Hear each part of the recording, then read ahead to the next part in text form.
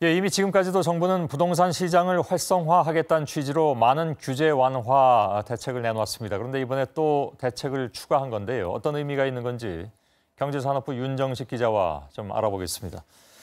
우선 재건축 기한을 최대 10년 앞당긴 것, 이거 외에 또 다른 정책도 포함이 돼 있죠? 네. 여기 이렇게 좀 몇 가지를 대표적인 것들을 정리를 해왔는데요. 예. 이 정부가 지금껏 주택을 공급하는 방식은 아주 간단했습니다. 이 택지개발 촉진법에 따라서 주로 신도시를 만들어 대규모 아파트 단지를 공급하는 거였는데요. 예. 그런데 오늘 정부가 이 법을 폐지하겠다라고 발표를 했습니다. 앞으로 이 분당이나 일산 같은 신도시 건설은 하지 않겠다라는 겁니다. 예. 이 대신에 소형 단지 위주의 분양 그리고 재건축 등으로 공급은 늘려나가겠다는 방침입니다. 예. 이 재건축 안전진단 기준도 이번에 바뀌었습니다.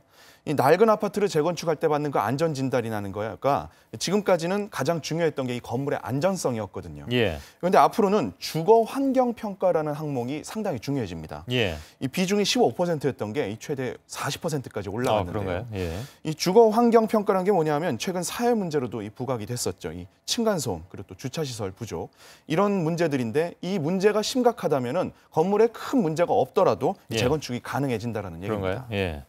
무주택자에게 주는 주택 청약 자격 이것도 좀 바뀐다고요? 네, 이 청약 제도라는 거가 근본적으로는 무주택 서민을 위한 대책인데요. 그 지금까지는 유주택자들이 이 제도를 악용할 수 있기 때문에 예. 그걸 못 보게 하려고 여러 제한들이 많았습니다. 그런데 앞으로는 집을 갖고 있다 하더라도 그 집이 만일에 60제곱미터 이하 그리고 공시지가가 1억 3천만 원 이하라면은 예. 그런 주택을 가지고 있을 경우에 청약 신청 때 이 무주택자와 동일하게 취급을 받게 됩니다. 예. 또 서민을 겨냥한 이 주택담보대출이죠. 이 디딤돌 대출 금리도 기존에 2.8%였던 거를 2.6%로 내립니다. 예, 예. 결국은 이제 그 부동산 활성화를 통해서 내수 신작을 하겠다라는 것이 정부의 기본적인 입장인 것 같은데 전문가들은 여기에 대해서 뭐라고 평가를 하고 있습니까? 이 단기적으로는 효과가 있을 것이다라고 평가를 하는 게 대부분입니다. 예, 예. 지금껏 최경환 호가 LTV, DTI 이런 규제 완화 같이 주로는 부동산 관련 금융 세제 관련해 가지고 규제 완화 정책이 많았거든요. 예, 예. 이번에는 부동산 대책의 핵심이죠. 이 재건축을 아예 직접 건드렸다는 점에서 의미가 큽니다. 예, 예. 근데 이제 이른바 서민들을 위한 대책은 크게 눈에 띄지 않는다라는 그런 지적도 나오네요. 네, 맞습니다.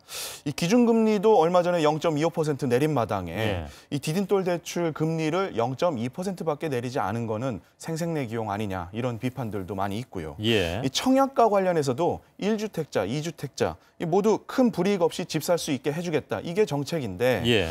집 없는 서민들이 어떻게 해서든지 집을 살 수 있게끔 응원해주는 그런 정책이 아니라 돈이 있는 사람들에게 집 좀 사라. 이게 핵심 정책이다라는 그것도 의미입니다. 이제 강남에 집중되는 것이 아니냐라는 분석이 나오는데요. 네. 잘못하면 이제 그 강남만 이렇게 좀 들썩거리다 또 끝나는 게 아니냐. 네. 만일 아까 얘기한 대로 단기적인 대책이라면 더더욱 그럴 가능성이 큰 게 아니냐라는 지적도 나오는데 그건 어떻게 봅니까? 강남 집값도 문제지만은 일단은 지금 당장은 이미 시장에서 나타나고 있습니다. 예. 이 최근 부동산 대책 활성화가 계속 나왔었는데 예. 이 전세가 오르 현상이 가속화되고 있거든요. 예. 이번 정책도 일단은 이 점을 가장 중요하게 생각을 해야 될 것 같고요. 예. 근본적으로는 부동산 가격 상승이 이 가계부채 증가로 연결이 될 수밖에 없는 게 우리 부동산 현실이기 때문에 예.